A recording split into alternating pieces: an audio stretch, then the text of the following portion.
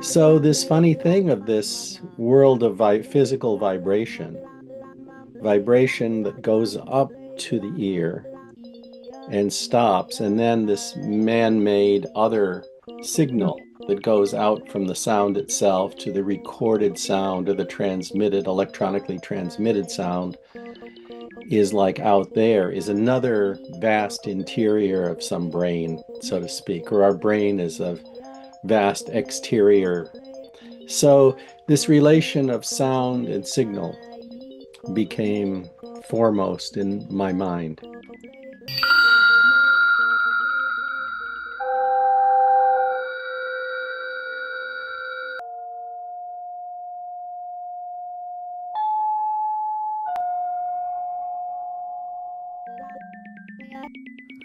Hello, everyone. This is Victoria Vesna, and you're tuned into Vibrations Matter.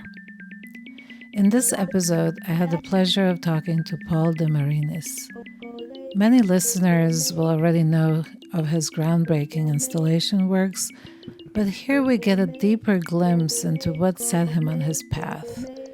He shares how his father, an engineer, sparked in him a deep curiosity and love of tinkering, an early influence that evolved into a lifelong journey of blending art and science. The result is a body of work filled with stunning installations that have inspired many of us, artists, audiences, as well as his students at Stanford. Paul has an uncanny ability to clearly explain complex principles of nature and energy, and you'll experience that clarity as you listen. That's his true gift, guiding us through complexity without ever overwhelming us. So, just to give you a little background, I know your work so well, and I bring it up in so many discussions, and I teach sound, and Mhm. I'm obsessed with vibrations, you may know, through Mhm. working with nanotech people in general. I'm just trying to kind of get into that level. Um, what I'm interested in to hear from you is your path. So we all know your bio and all the amazing works, and we can bring them up. But I'm curious how this kind of came to where you are. Mhm. In other words, looking for those light bulb moments, or a child that like sees something and Yeah. goes, "Oh my goodness, I want to keep going in this direction and find out more, regardless of what Uh-huh. everybody's telling me." And you were very much a trailblazer in the sense that you weren't following anyone in particular. You had good teachers, of course, but still you were paving your own path. And so, if you could think of maybe one moment that you could tell me about where you started thinking about whatever. I won't even point you to a particular. Um, yeah, out of childhood things, there were many, many things. Um, I was really lucky both to be for those things to attract me, I guess, but also to have an environment where those things were, kind of offered to me. And I think it always takes both of those things that you have to find the right things out of wherever you are. But yeah. And as far as my relation to sound, I can trace it back to, like, you say a light bulb or an epiphany and the Joycean sense or something. Um, one memory in particular was my dad was a biologist, geneticist, and he'd grown up as an immigrant child with all of the kind of American myths of invention and scientific discovery and everything. And so replicated a lot of that stuff for us, the kind of basics of electromagnetism and of, if we had a chicken for dinner, he'd put the skeleton together afterward Oh and man, show us what? all the joints. And it was like always kind of a So great, kind of amazing. exploratorium kind of thing, did it in the garden or, anyway. And I think for my siblings, they, kind of politely appreciated it, but it was one of those things that dad just did. But for me, it was really, there were a lot of things. And the one, we had an old piano because my sisters had to take piano, every girl had to take piano lessons in Of those days. course, including me. Yeah, right. And I remember him talking about, I mean, I know now he was talking about resonance, and he went to the piano and he pushed down the damper pedal and then sang a note into the piano. And you would hear that note resound, that string would vibrate. And he sang another note and another string would vibrate. And it suddenly occurred to me that I could say whole words and sentences into the piano and hear the music of that meaning, I guess. And I think this influenced so much of my work. I mean, it still influences my Love thinking about that. sound. I love the picture of that, of just one note and the pedal and the voice and kind of opening up this whole resonance Yeah, really in you, right? yeah, yeah. It was a moment of resonance for me. And so, I mean, among all the other things and the kind of growing up in the Sputnik era, like science was put on us in high school. We were all had to take chemistry and physics and do all of those things. But then I became kind of as a deviation in my teenage years, I became interested in music, and studied piano and played classical, just music off the page, um, which Was this already the 60s yeah. thing? Okay. Yeah. And I was under the influence of a very remarkable, but very musically conservative, not politically conservative or artistically conservative, because she introduced me to modern art too. But a woman in her 70s or 80s, Hazel Hart, who, um, kind of led me along in culture. Because there was none of that at high school. There was an orchestra and there were art classes, but it was not connected to what was really had happened in the world in the 20th century or was happening now. Uh, Mm-hmm. Hmm. and so that was a connection, but it wasn't until college, I guess in my first year in college, another epiphany, such as one often has when one goes away to college and is infused with different vapors and winds of influence. I went to my practice room to practice this piece I was working on, this Brahms Rhapsody. You probably know it if you played the piano, the G minor Rhapsody. And all of a sudden, I heard the sound of the piano. Mm. I heard it, Mm. not the music. I heard the lifting of the dampers, the strings beating, um, and I realized, first of all, how horrible the sound was.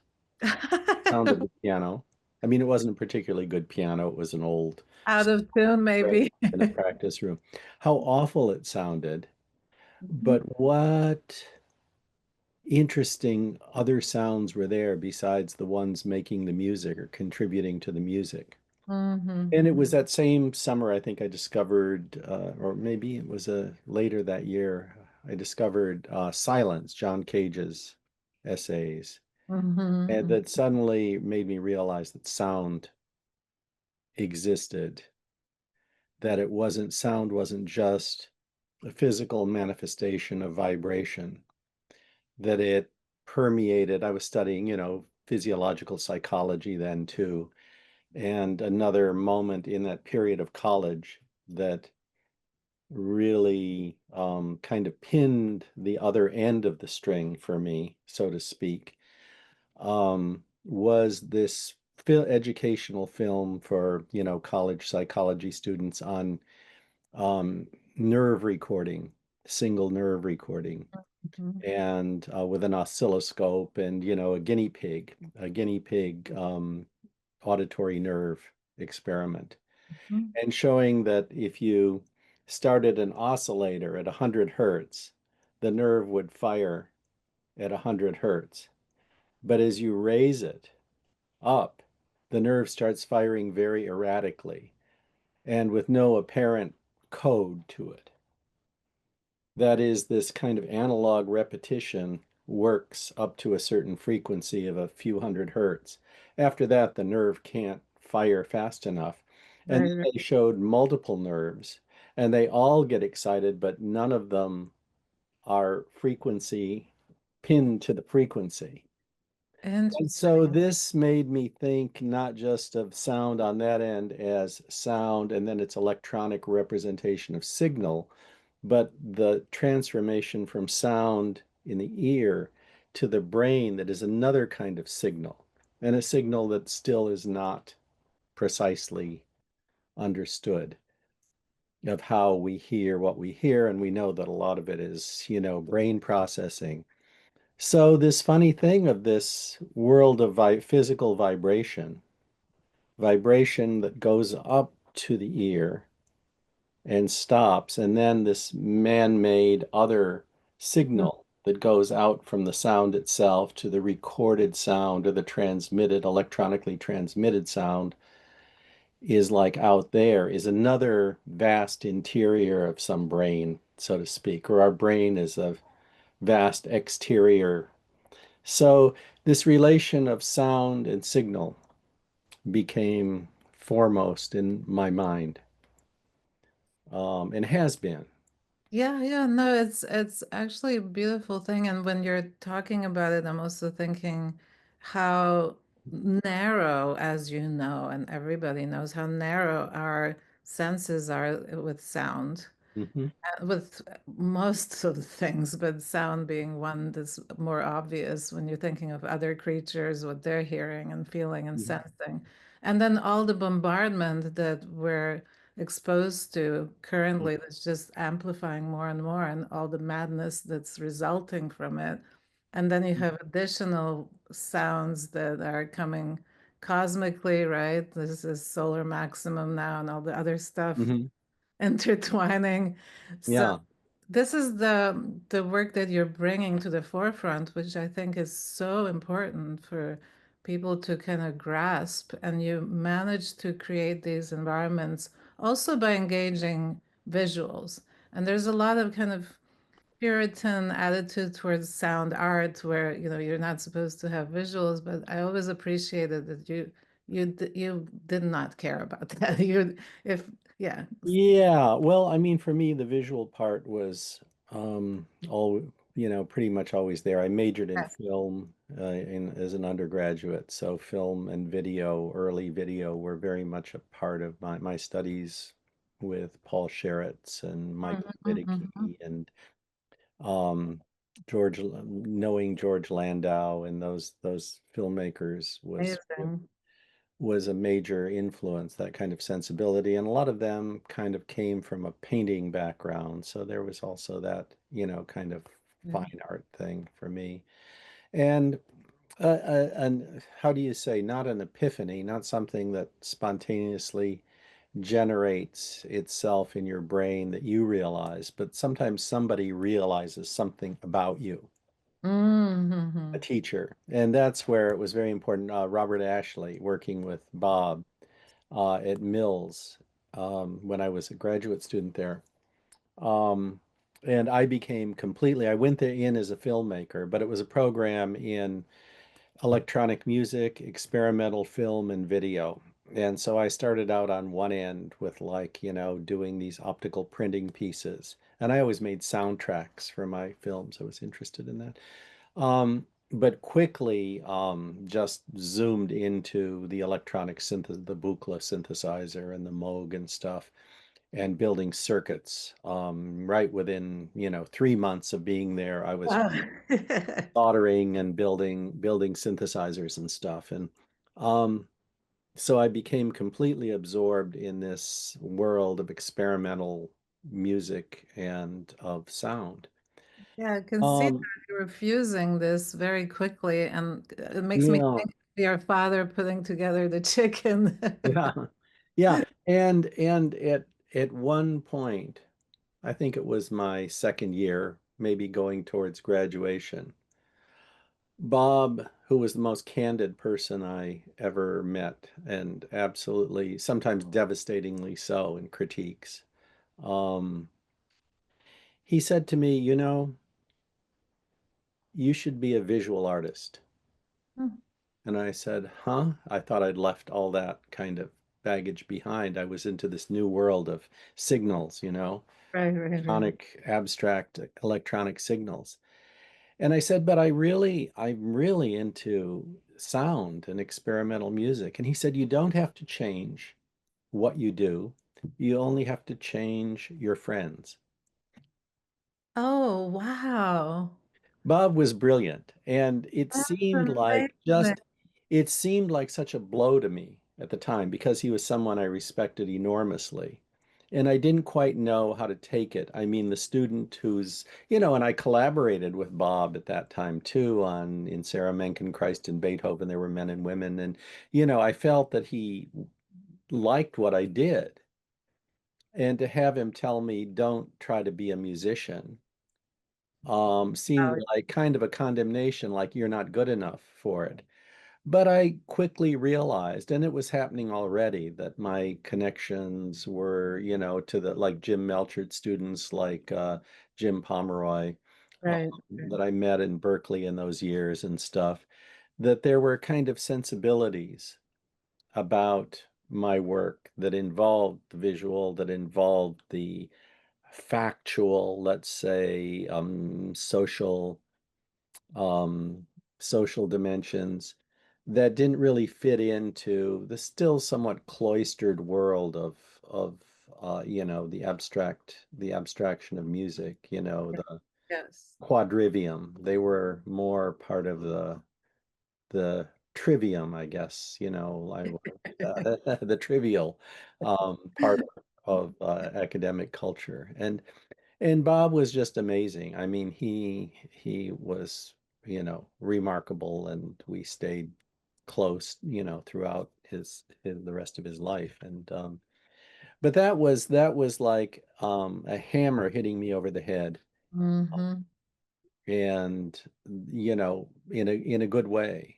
Yeah, yeah. I mean, I quickly realized that he was right, that there was another path, and yet my own path has never, been successful as a visual artist or as a musician. It's just kind of I've done what I wanted to do, and I made the pieces I wanted to make, the pieces that seem to solve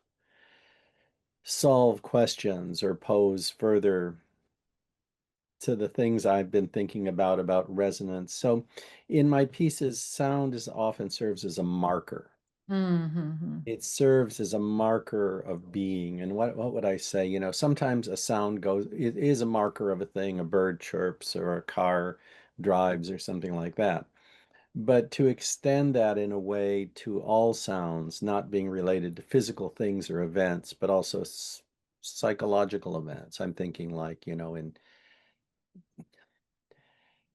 a sound, you say a light bulb goes off in your head, but oftentimes it's a sound, I think, from Yeah. other people too. And I always liked, I remember reading when I was a student reading Uncle Vanya of Chekhov. Yes. And the scene ends with the sound of a harp string breaking off stage. And what is that? The sound I've heard harp strings break and it just goes kind of snap, crack. But it isn't that. It's like this sound of all the other strings that haven't snapped, Hmm. vibrate. I Hmm. mean, I think that's the idea that Chekhov had, that one string snaps and Yes. the energy of it is absorbed by all the others and they sing back their own tones. And I think of sound as a marker. Sometimes a sound goes off in your head like that. You're disabused of some illusion, and Yeah. all these other things resonate. And it also brings me to this idea that you're, I'm sure, familiar with of self-organized criticality, where things amplify, gather, and then there's one moment, one string, one grain of sand that just becomes this explosion. Hmm. Me think of what you're saying, of that moment, of that one little touch that just throws everything into Yeah, what yeah. we consider chaos when actually it's just another way of reorganizing, right? Hmm. Hmm. So to tap back into one sentence, you said that you were never quite successful in visual or sound. Um, I actually find what you do real success, because that to me is maybe in the art world or in the sound, these kind of established worlds, yeah. But that in between place is the magic, right? Where you're following your. Yeah, I think so. I think that Oh, this place totally. that we I'm there inhabit with you. is this magical place. And Absolutely. I mean, yeah. this is where the magic resides, and where you have the freedom and the support to follow your own path, which may take you here and there, and don't Mhm. necessarily follow one thing, Yeah. just as becomes a market, right? Yeah. Yeah. You have to make that path. And I have a lot of artist friends who, made that path in Yeah, different ways within the art world and the commercial gallery world, that they managed to keep doing the work. I'm thinking Alan Rath, who was right, a right. wonderful artist who, made all those pieces with the Yeah, eyes and yeah, everything yeah. that became like his mark. Thing, yeah, And he continued to crank them out for Dorothy Golding's gallery because people wanted to buy them, and he made his living. But then he went and did all these other things that were never taken up by the art world. right, right. And he just kept making things until his death, kept doing new things. And I think it's, every artist has to kind of deal with that reality. And, Absolutely. So, one of the things I wanted to ask you is your thoughts about the visuals also being a vibration, right? They're also something that we can yeah, I mean, I think it's a little different because, talk about it. yeah, That's why I bring it up. um, I mean, visuals. I'm trying to think of, I mean, again, there's this internal visual world, but outside there's light, and the idea of making art out of light kind of has a hallowness to it. Hmm.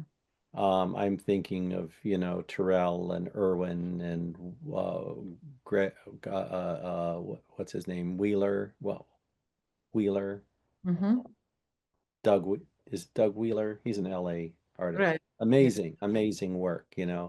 But it's this austere negation of seeing a thing. It's the Ganzfeld. It's this whole thing where you are forced into these by these very complex mechanisms. Hmm. It negates the thingness of the world that we use sight for primarily, Right. like Right. not to run into a tree when you're driving, or to, return the smile of somebody or something like that. It has to negate all of that. It has to negate all of painting. It has to negate all of sculpture. It has to push away everything and put you in this very reduced Yeah. visual environment so that you can see the light. And that to me is something that we don't ever have to do with sound. Uh-huh. We Okay. can just be sitting here in the garden, or we can be in the midst of traffic and hear sound as sound. As John Cage pointed out, we're doing it all the time. And you look back at the history, and people have been doing this for thousands of years, recorded in various cultures. listening to sound, that young poem from the 11th century, The Gosh, yeah. Sounds of Autumn. Do you know that amazing poem? I'll send it to you. Please, please. I It's don't know. sound as listening to sound as sound, and then putting those sounds together with meanings, but in ambiguous ways that this could mean one thing or another. It's kind of amazing just listening to the sounds on a autumn night. Hmm. Yeah, so I think that's really simple. You don't have to, we do that all the time. I think everybody does that in some way, you know? I mean, sometimes you can be so immersed in something like, classical music studies or something that you never hear the sound of the music for years. But I mean, I can attest to that as I did. But but also I think children, people who are kind of, in between things or something, waiting in the dentist's office. Any night you're waiting in the DMV and the shuffling of something might, appear to you as something else, these kind of. And I think light is a little harder Yes, yes, I because agree. we always see things, we always process it as things. Imagine if we always process sounds as, oh, that's the sound of a bird, that's the sound of a car, Right, I right. mean, we do that as part of our daily life, but I don't think we're so Hmm. rigidly pinned to objecthood So, with vision as we are with sound. And so I think because of that, the visual arts make very good use of things. mhm, Those things are not, it isn't like the sound is a marker of a state. The thing, like you see those jars and in the background on those things are things. They're also signals. They're signals coming in from the world of right, electricity, right. spelling things out and fizzing and bubbling. But they have that green, and that green is like, a light that puts them in that world, that kind of otherworldly glow. Um, the form of them, the wires, all of those things are part of, they connect them to another world. All of those things they're things that mean, and with those things, art means. Mm, I think that includes abstract art too, and a lot of things. Then the other complication of the visual world as distinct from sound, not as opposed to it, but as distinct in a way, is of course the cinematic. Um, this moving from place to place that we constantly do for most of our lives. Um, we're looking around this active camera that's moving through the world, that's doing quick blinks and cuts and looking at a face and then looking down at our shoes, looking up at the sky, all of this cinema that goes on, which is another, more, I guess you'd say dialectical, in the Eisenstein sense of it, dialectical vision right, right, that's happening. And I don't see them as analogous, and again, smell is another thing. I mean, if you think of the senses, like smell, the molecules actually go into your nerves and dock inside right in your brain practically, those actual pieces of the flower that the flower gave off this scent, or the dog shit or whatever gave off this scent, go up through the air and they go into your nose and they go into these receptors, they dock there and they trigger a nerve signal that's like pleasant or unpleasant or whatever. With vision, there was that the Greeks had that idea of the idola, that the images would be shed. Like if you look at something, there's actually this skin that peels off and passes into your eye and is received there wow. as being an image of it. And then the question arises, what about a mountain? You see a mountain, and like, how can a whole mountain get into your eye? And this, these ideas, and they also had the, intromission theory and the extromission theory, which Plato, even for all his allegory of the cave, was an extromissionist, that rather there's a ray that reaches out of our eye and physically touches the object. And by that we know that thing, and that it's an extension of haptic senses. So what's happening with vision is like it's just very distinct, I think, than from what's happening with sound, where it's a signal. I mean, in our culture, it really is a signal out there That's right. of some electronic or digital representation of some of the position of a loudspeaker cone, and then it makes air vibrations, but those air vibrations stop in there somewhere, like less than an inch into my ear. They stop, and they're transformed into this other signal, which is very abstract, as more abstract than the digital signal. And with these nano hair follicles kind of vibrating. Nano hair follicles move. I mean, there are two sets. There's the interior ones on the cochlea that are considered mostly to be receptors, and then the exterior ones that are kind of a servo mechanism for stiffening the basilar membrane That's right. against loud sounds. And so hearing is very active. And of course, otoacoustic emissions are one of those cases where, in some cases, people, I mean, they're happening all the time.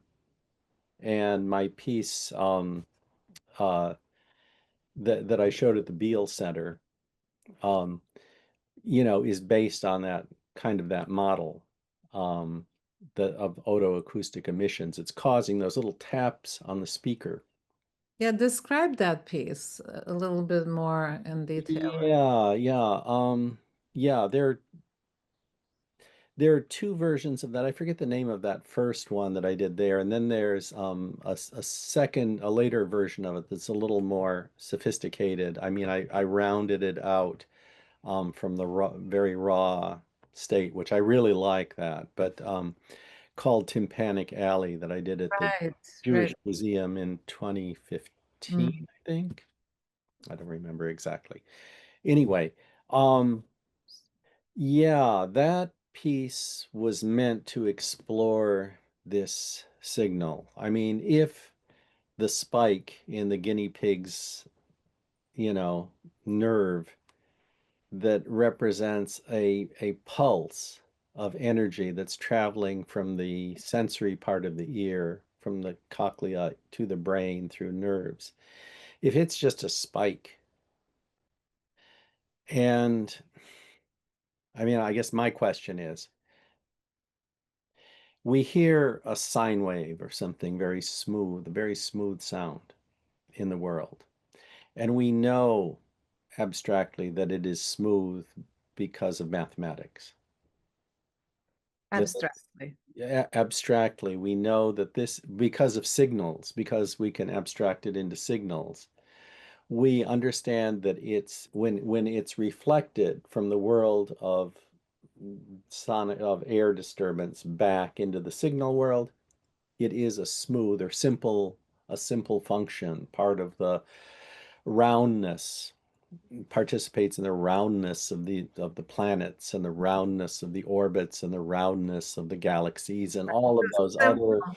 Simple. things. Yeah, like, like a center and a perimeter, the pi and the pi radians and all of that. So Beautiful. understand it to be smooth or simple. Mhm. And if we look at more complex sounds like scratching your nails on the blackboard or something, we find there are a lot of different frequencies in there, and they're not in these ratios of Euler's and, all these equations. They look complicated. Now you could say, oh, they just made up the mathematics to describe the sounds. But the mathematics works for a lot of other things too in nature that have nothing in outer space, that have nothing to do with sound. And so or the perception of sound. So you have this smooth sound that we hear as a smooth sound, and our best reasoning that we've got to this point, cultural concurs with that it's smooth, mathematically smooth. It sounds smooth, simple. And it goes through this thing that's very discontinuous. It's just a spike.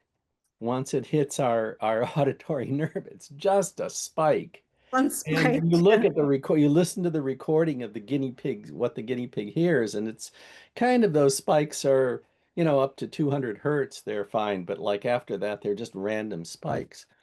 And so I wanted to find, I was thinking of a sound that is its own sound all the way through, from signal to, physical air disturbance, to ear, to nerve, to brain. And that is the spike. There's this one kind of, you could say it's like an image of itself. It just has sonic selfhood all the way from mathematics to perception. I love that idea of that one spike being a self-image of all of that. So even though it's simple, it's got everything with. Yeah, so the point was then to use loudspeakers, which reproduce all of these signaled sounds that we hear, these, the schizophonic world that, um, to become motors that just propel away a needle that interrupts a circuit and causes the speaker to turn off. And then the needle falls back on the piece of tinfoil and it completes the circuit again and it goes and it just goes on, bang, bang, bang, just tapping, making these spikes. There are two spikes. One is the spike, acoustic spikes. One is the one that goes out when the needle flies off, and the other is the tap that it makes on the tinfoil without the loudspeaker when it falls back. And Mhm. then there's also the signal the loudspeaker itself is making that comes out the back. So you get this very complex bunch of like, the relation to that Alvin Lucier piece, Vespers, Uh-huh. about bats with the clickers and the blindfolded dancers. What wonderful piece. Um, you hear the space with all of these things. It acts like a little otoacoustic emission. And these otoacoustic emissions actually happen in our ears all the time. We make a sound with those outer hair cells to stiffen momentarily the membrane. Um, and some people make otoacoustic emissions spontaneously, not as a response to some stimulus of sound, but just like people, I think in the late 60s, somebody heard this from their sleeping partner, heard this whistle coming out of their ear, and took them to the doctor. And indeed, this person and some people do have very strong otoacoustic emissions that are Wow. spontaneous. Wow. And it's this servo mechanism kind of gone wild. Wow. So so this thing of, the other thing with the visual that I have to go back to is space and the seeing Mhm. space and seeing in space, the apparent space in, let's say, a painting or an illustration or something like that, and the space of the gallery and installation, the space of you know, there's this spatial element in visual art that is represented again dimensionally, whereas the space of sound, and this is I for me, and I'm convinced this is really so when you think about it, the space of sound is there whether you have stereo or not. Stereo, in fact, kind of trivializes Mhm. spatiality of sound. We hear vast spaces just in a single monaural channel. Mhm. I'm thinking of Douglas, maybe McGreevy's recordings of the aurora, Mhm. with just winding large loops of wire and going up to the Canadian wilderness and catching these geomagnetic fields. Right. How is it that you hear these clicks, which are supposedly the lightning strikes, and then you hear the whistlers that are the resonated lightning strikes as they pass from North Pole to South Pole and back many times, that make this descending pitch. And then there are all these other sounds that sound like maybe like insects or, you know, underwater clams or something. They're all arrayed in space. It's a single loop of wire. It's a single monaural analog real-time recording, no sonification. It's just these signals, these electromagnetic fields turned into a monaural sound, and yet it has space. How You hear gorgeous this is all the time in recordings. We know we have cues about, you know, frequency, roll-offs and stuff like that, directionality. There are all kinds of things that we hear space hmm in, and and especially so I think when you have a signal representation of something, something that's not just there. It's so apparent, so easy to hear. hmm And the way that sound works with space in that way of echolocating and everything is rather different than the space of visual art or of our visual field. Mind you, these things are culturally trained, and Yeah. I think our eyes have become enormously more sophisticated, both because of cinema and because of modern art, with all its many influences, perceptual influences since Impressionism. You know, it's just been, and this may not have been part of our, original culture, shared cultural baggage. This kind of visuality or auditoriality that we have, these have been conditioned Right. by, a century and a half of hard work by artists. That's nice. That's nice to say. Yeah, and I suppose scientists too, but yeah. But we are definitely in a kind of a visual centric culture. Although I have to say, there's more and more interest, certainly in the younger generation that I work with, in sound and, Hmm. and integrating sound. A lot of it is media, kind of mixing these two in a way where they start collapsing in a positive way. So it's good to see that it's shifting a little bit as far as interest goes. Yeah. But Yeah, I always start my Sound Art 1 class that I teach every year, the intro class, um, by showing some different works of what might be sound art, with just the statement that when I was your age, museums were absolutely silent. yeah, And now you go into a museum, and if there isn't a work that focuses on sound, there is a work that uses sound prominently, a video installation or something, or some kinetic thing. And it's just was unthinkable when I was a college student that museums would have sound in them. that is so true. And even video installations, when they started coming, would be segregated into a room so Hmm. that they wouldn't disturb the Yeah, right. real Because art. the kind of attention, kids are taken to the museum and they have to have their hands behind their backs, not touch anything. Not touch They anything. stare, and they all know how to put their hands behind their back and stare at nothing, at the wall, or maybe read the wall text. And they've grown up into adults, and you see them just reading the wall text politely and not touching anything. And it's a museum culture has got a lot of funny things about it. It's like concert culture still exists. You go to a concert and you're expected to stay in your seat and not bother the people next to you, and you're not pay attention and just sit there and listen. That's right. Yeah, but there are a lot of other possibilities besides concert music for sound. Obvious. So it's all dissolving, it's all shifting in a huge way. I mean, our whole reality, I think, our global reality from many, many ways is getting so different, and listening is becoming key, actually, on many levels. Um, Tell me about your new work. You indicated Yeah. a little bit in the email, and I was Oh. really intrigued. Yeah, I got interested in this work from, you probably know, Ritis and Rasa. Yeah. Rixie, the people artists at Rixie, I think Yes. I don't and know. they I know their work. Yeah.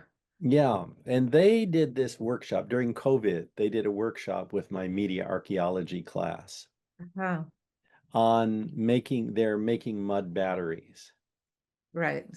And it's a work they did some years ago, and I don't know if they're, pursuing that more. I mean, they do so many projects, they're so amazing. Um, but I was fascinated by this, and how would I say, I always had a aversion to the biological as being too messy. Um, I liked simple things like magnets and wires and strings and stuff like that, because my father was a biologist. I just thought of that. Yeah.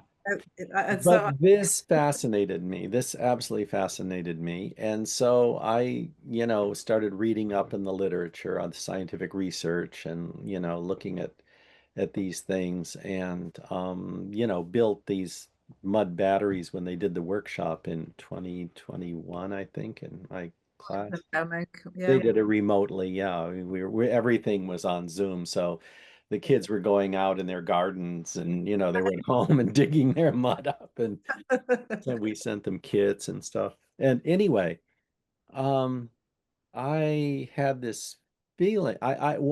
Sometimes it takes a while for things to click, and for working with something, as amorphous and unknowable and dark and gooey as mud. It's not like listening to empty space, Right. which I'm good at and I feel comfortable with. It's like, it's like totally unknowable. So you stepped into the I mud, stepped into the mud and the unknown. One, so yeah, I started, and of course the thing I want to do is escape from that mire, that unknowability. And so the thing with the mud batteries is you can't really do anything without energy. It's too small. right. But I wanted to do something computational with it.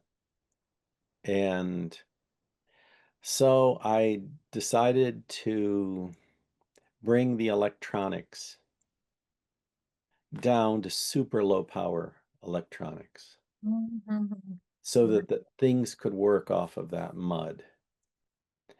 And it's like the voltage that the mud cells generate is below the voltage drop of silicon, the band gap of silicon. So the first things I did, I tried some little germanium transistor oscillators and things that could synthesize sounds. Um, Nice. at 0.2 volts, 0.3 volts. Wow. And I started out with kind of replicating the electronic, the synthesizer of Moog and Buchla kind of things, using super low power op amps and things like that. But then I found this wonderful TI microcontroller. It's kind of an old, fairly obsolete, but it's still, in production. Um, and that has a low power state that is in the like 100 nanoamperes, but it's still alive. It's keeping Vibrating. memory that can be awakened in 1 microsecond or 2 microseconds with an interrupt. Hmm. And so I began using energy harvesting circuits that could accumulate into a capacitor this enough energy that when they got to a certain voltage threshold could wake up the processor and it could compute briefly and then go back to sleep and repeat this process, this periodic process. And so I started doing this project with the Swiss Science Center because doing a piece like this involves having people who can maintain mud, living mud, people who can maintain electronics and all of that stuff. There just isn't any gallery or museum On that level too, that can right? do that, and they have staff biologists and they have affiliation with the Swiss Limnological Association to get, lake mud and stuff like that. And Wonderful. So um, which institution are you talking about? this is the Technorama Schweiz in Winterthur. Oh, It's wow. it's like the Swiss Exploratorium. Wonderful. So like the Exploratorium, they have these people on staff who know how to deal Right. with these materials. And so that project is almost completed now. And so what I decided to do was to make the jump to sound. And Mm, this required designing really low power processor and a really low power transmitter, radio transmitter that could transmit the signal across space to a radio receiver that can be solar powered. So it's also like environmentally friendly. Um, and that receives these signals that are transmitted from the murkiness of the mud into the clarity of the ether. As I think of it, the signal space. So going from this unknowable microbial mass to jumping into the ether with bird calls, artificial bird calls, electronic sounding bird calls. So it's like the bird leaping out of the mud. Uh, I love it. Oh my goodness. So the poetics came in. yeah, well, birds feature in a lot of my pieces. Yeah, I can Real relate. the start and birds, and the bird is a caged creature in the case of the firebirds, Of course, yes. or the birds of the afterlife, the voices of the afterlife, or whatever. Yeah, And they're so endangered now, birds. It's really quite tragic how many species we're losing. yeah, yeah, So, yeah. Wow, what a journey you took me on. yeah. Oh, good. This was so lovely, and I'm so excited to share this with everyone because, there's these bios that we read, and it's impressive and it's wonderful, but to hear about, what really kind of immerses you to get to the place where you are, and really what you said at the very beginning, how much your environment shapes you. It's so true. Hmm. Really shapes us whether we're conscious of it or not. And even just rejecting your environment is just shaping because you're wanting to do something different. Hmm. But your dad contributed quite a bit, and all these teachers Yeah, along yeah. the Well, way. It's family always, yeah, and very lucky. educational institutions, especially the ones that had the nerve to hire people like Ashley and Yeah. Carrots, and these people And who you. maybe, yeah, yeah. And I think about our educational institutions and how so much has become abstract. Knowledge has become abstract. I mean, Yes. when I first started teaching at Stanford 25 years ago, in my first class, there was this guy who was a senior in electrical engineering. He'd never actually built a circuit. It had all been computer simulation of circuits. And he knew everything and he loved it. And he did wonderful inventive pieces with it. For him, it was just like, discovering A this. revelation to actually do Yeah. it. And I like to think that, like as our culture gets more and more abstract in a sense of, you say it gets visual, I don't know, it gets YouTubeized. Right. Um, that Stanford at least, still has this kind of acceptance of making things. The students they don't have, some of them have the background, they did the stuff in the garage with their family or something, or got it somewhere in the school program on building stuff with Arduinos or something. But a lot of them don't. They have the same education that unfortunately everybody's getting, that's pretty devoid of art. And STEM only, my older son teaches physics in high school. And, they don't have any real experiments. It's just learning equations and simulating things. And he comes to my studio and we cook up, interesting demos together for it. Um, But Stanford still has, and I imagine UCLA still has this thing of like, actually, the students are, people are receptive to making things, and they like to make things, pieces, and they like to make experiences, and they like to make it with manipulating objects and materials. But your son is really doing STEAM, right? I mean, thanks to you, he's Not really. It's straight a ahead. It's straight ahead. this, Physics. Yeah, that's what they teach is in the AP physics. It's just a lot of calculus. yeah, I find it to be a real problem that even the way A is added into STEM is kind of like an afterthought, like Hmm. put some A art in there. And you have science, technology, engineering, then there's Hmm. art, and then there's mathematics. But Hmm. math and engineering are already part of science and technology. Hmm. So what are we doing? And then Hmm. with all the budget cuts that we're anticipating, Well, now it's again different. now that art's gonna go first. Yeah, I mean, I see that art already went a long time ago. Yeah, that's very Uh, sad. And I have to say, with most computer science students that I've interacted with, they're just like the student you described. mhm. The media art students end up showing them how to do something. Yeah, yeah. But And they're the so fact that they're receptive to it and oh, the no, they are. They're hungry for it. hmm They really need it, and yeah. it's such a failure of our education system. I'm saying at large, not pointing any Hmm. fingers at anyone. It's really global. In fact, wherever you go, it's a similar situation.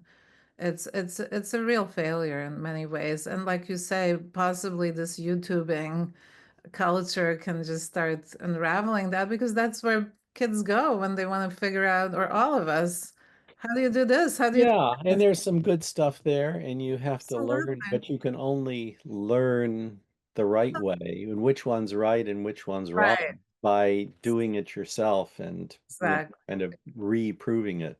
There's so much bad information out there. That's absolutely true. And there's so Yeah. much constricted information in the academia and again, we come back to this middle path, somewhere in between that's maybe Hmm.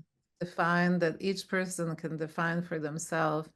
And you've certainly defined it so beautifully. And No, I'm thanks. sure you've inspired many, many artists and Well, a scientists. few, I hope. Yeah. I'm sure of it because your name comes up so much, and certainly true for me too. So thank you so much for Thank you. this Yeah, time. thanks. It was I'm so great talking excited with to see you. you next And week. yeah, Give me yeah. your hands. Look, yeah. Let's see your hands. And yeah, thank you for this time. And let's talk some more in person over Yeah. dinner. Okay, great. Great. Okay. Bye-bye.